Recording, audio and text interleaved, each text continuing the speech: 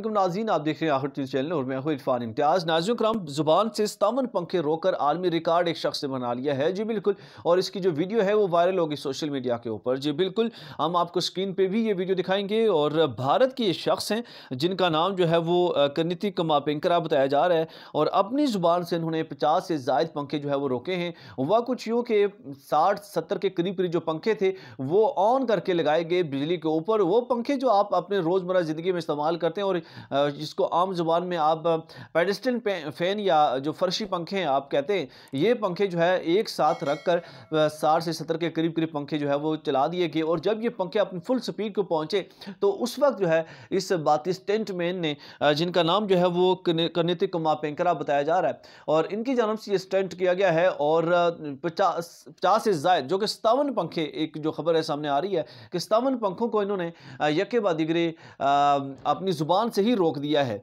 और अपनी ज़ुबान से उस वक्त इन पंखों को रोका इस स्टंट मैन ने कि जब ये पंखे अपनी फुल स्पीड में थे और बहुत ज़्यादा रफ्तार में ये पंखे जो है वो चल रहे थे।